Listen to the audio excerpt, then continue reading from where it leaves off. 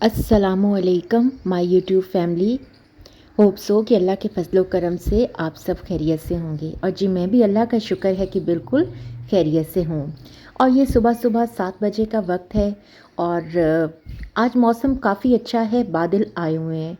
और ये देखें जी, वो प्लांट्स जो मैं अक्सर अपने व्लॉग्स में दिखाती होती थी और ये बिल्कुल जल गए हैं। मैं अपने पिछले एक व्लॉग में देख रही थी तो ये इतना खूबसूरत प्लांट था और इसका एक एक लीफ इतना शाइन करता था कि मैं जो है वो अपने व्लॉग की अक्सर शुरुआत जो है वो इन प्लांट्स को दिखाने से ही करती थी।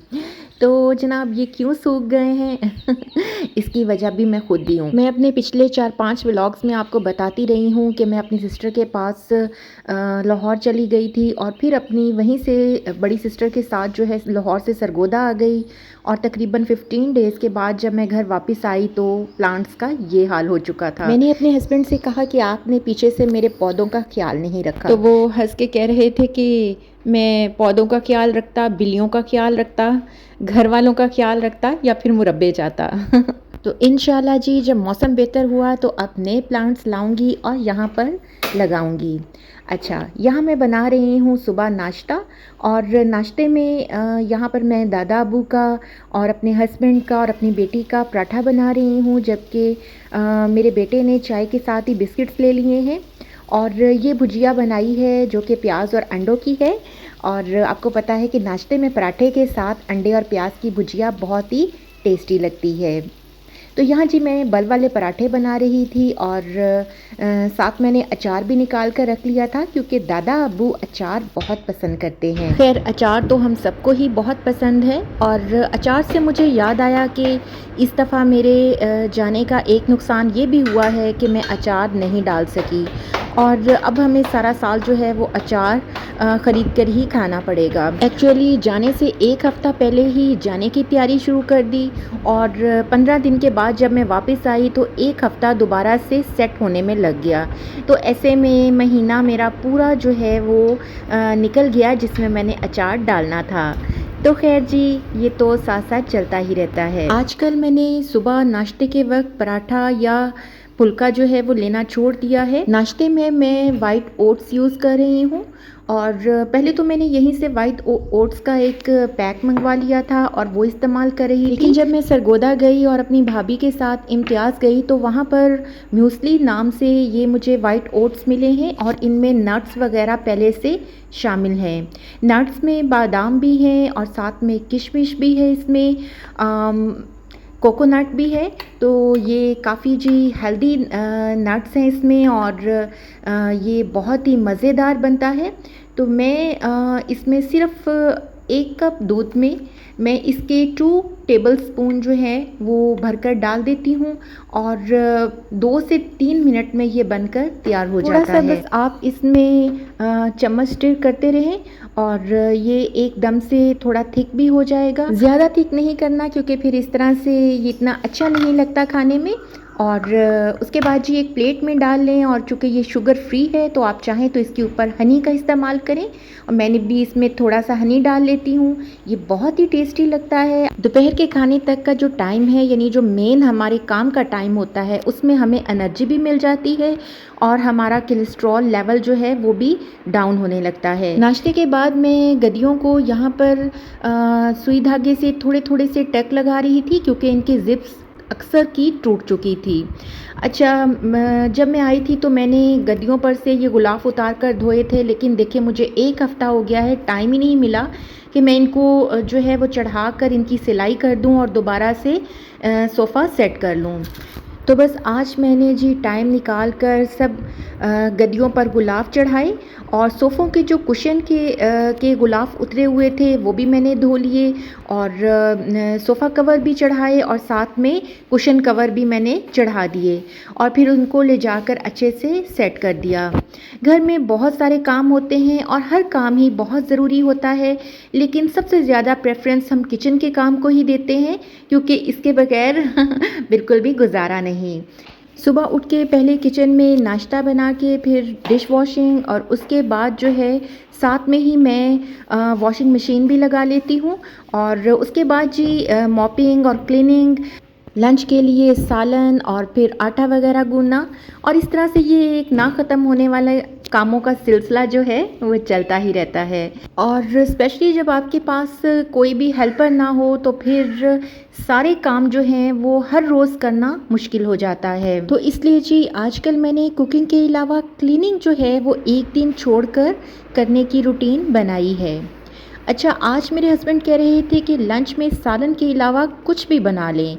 तो पहले मैंने सोचा पकौड़े बना लूँ, लेकिन फिर मैंने कहा कि पकौड़े नहीं बनाती, शामी कबाब बना लेती हूँ और साथ में रायता और साथ में रोटियां बना लूँगी। तो बस जी मैंने जल्दी जल्दी शामी कबाब बनाने के लिए चीज़ों की तैयारी की।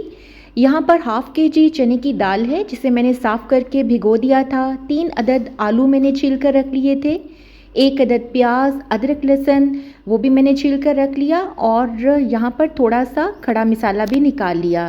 3 पाव बोनलेस चिकन था, और यहाँ पर जी मैं इसलिए भी शामी कबाब बनाना चाह रही थी क्योंकि मुझे अपना नया कुकर यूज़ करने का मौका मिल रहा था।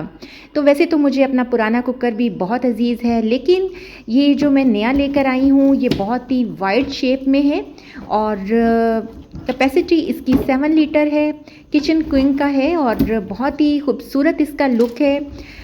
मुझे थोड़ा इसी तरह का कुकर चाहिए था, और ये जी मैंने लाहौर फाइन स्टोर से लिया है। अपनी सिस्टर के साथ मैं गई थी और मेरी सिस्टर ने ही मुझे मशवरा दिया था कि चूँकि तुम कुकर बहुत ज़्यादा यूज़ करती हो खाना बनाने के लिए, तो तुम एक अच्छा सा कुकर ले लो।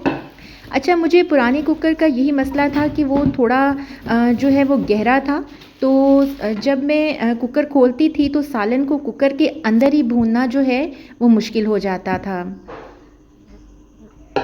तो इस कुकर की ये बात मुझे बहुत अच्छी लगी कि इसका लुक जो है वो बहुत यानी इसकी शेप जो है वो बहुत वाइड थी। तो आप इसमें पकाने के बाद जब आपने कुछ भी भूनना हो और कुकर खोलकर यानी आपने जो भी वर्किंग करनी हो वो आप बड़े ही अच्छे तरीके से बिल्कुल ऐसे ही कर सकते हैं जैसे कि पतीले में करते हैं। तो जी यहाँ पर मैंने आपको दिखाया गया सारा मटेरियल बीच में डाला, हस्बे ज़रूरत पानी शामिल किया और कुकर बंद करके बर्नर पर रख दिया।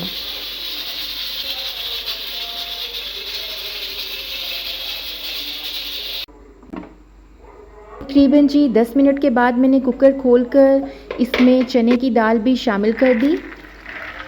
अच्छा, यहाँ मैंने थोड़े से स्पाइसेस भी डाले थे जिनमें नमक था, सुर्ख मिर्च, थोड़ी सी हल्दी और थोड़ा सा गरम मसाला।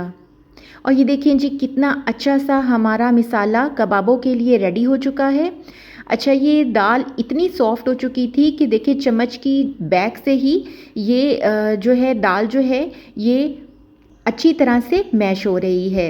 मज़ीद मैंने इसको अच्छी तरह से मैशर की मदद से मैश कर लिया, और इसमें मैंने काली मिर्च, कुटी लाल मिर्च, थोड़ा सा सफ़ेद ज़ीरा, थोड़ी सी अजवाइन और हरा धनिया ये चीज़ें शामिल करके मैंने मसाले को अच्छे से मिक्स कर लिया। और इस वक्त मुझे इतनी गर्मी आई हुई थी और बहुत ही पसीने से बुरा हाल था, तो मैंने ये परात ऐसे ही उठाई और अपने कमरे में चली गई। बच्चे जो हैं वो बैठे हुए थे एसी लगाकर, तो मैंने कहा कि चलें साइड पर हो जाएं और मुझे पलंग पर बैठने दें, और आज मैं इधर ही बैठकर कबाब बनाऊंगी।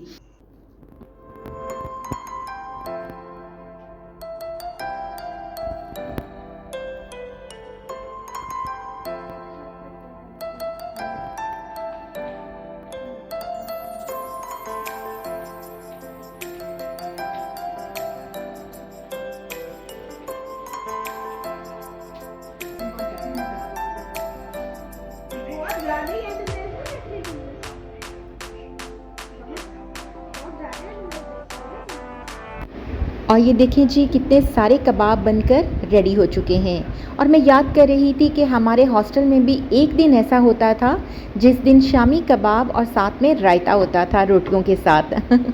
अच्छा, ये क्लिप है जी शाम का, और यहाँ मैं बनाने जा रही हूँ अचार गोश्त, यानी शाम के खाने में हम खाने वाले हैं अचार गोश्त। इसके लिए जी मैंने देखें 1.5 कप दही ले लिया है, और 3 टमाटरों को मैंने जो है वो अच्छे से बॉईल करके उनकी पेस्ट बना ली है। 6 से 7 सब्ज़ मिर्चें हैं, और साथ में जो है वो 1 लेमन ले लिया है। चिकन मेरे पास जो है वो 1 किलो है। तो सबसे पहले जी एक बोल में मैंने दही को निकाल लिया है और इसमें अचार गोश्त मसाला मैंने शामिल कर दिया है। ये एक पैकेट था जिसमें हाफ़ से ज़्यादा मैंने दही में शामिल कर दिया है और थोड़ा-सा मैंने सब्ज़ मिर्चों में भरने के लिए रख दिया है। तो बस मसाले को अच्छे से मिक्स करके इसमें चिकन को मैरिनेट कर देना है और मैरिनेट करके आप चाहें तो इसको फ्रिज में हाफ़ टू 2 आवर्स रख भी सकते हैं। तो मैंने थोड़ी ही देर के लिए रखा था, उसके बाद जी मैंने बनाना शुरू कर दिया। ऑयल मैं यूज़ कर रही हूँ और ऑयल में सबसे पहले मैं डालूँगी जी खड़े मसाले और इससे ऑयल जो है उससे इतनी खूबसूरत महक उड़ती है कि आपने खुद भी इसे कई दफ़ा एक्सपीरियंस किया होगा। उसके बाद मैंने टमाटरों की जो प्यूरी थी वो शामिल कर दी और इसको अच्छे से मैंने भून लिया। भूनने के बाद मैंने स्पाइसेस शामिल करने शुरू किए जिनमें नमक, हल्दी, सुरख मिर्च और थोड़ा-सा गरम मसाला, थोड़ा-सा सूखा धनिया पाउडर और ये इज़ाफ़ी मसाले हैं। असल में जी हम पंजाबी जो हैं वो सिर्फ़ मसालों के डब्बों पर यकीन नहीं रखते, बल्कि जब तक हम स्पाइस खुद ना शामिल कर दें हमें जो है वो स्पाइस का यकीन नहीं होता कि ये सालन में काफ़ी हो जाएंगे। इसके बाद जी मैंने बीच में जो मैरिनेटेड चिकन था दही में वो शामिल कर दिया और फिर इसको मैं भूनती गई। अच्छा, पहले आपने टमाटर और दही का पानी खुश्क हो जाने देना है। जब वो खुश्क हो जाए तो फिर आपने इसको भूनना शुरू करना है। भूनते हुए चाहे तो थोड़ा थोड़ा पानी भी मिक्स करते रहें ताकि सालन जो है वो नीचे ना लगे।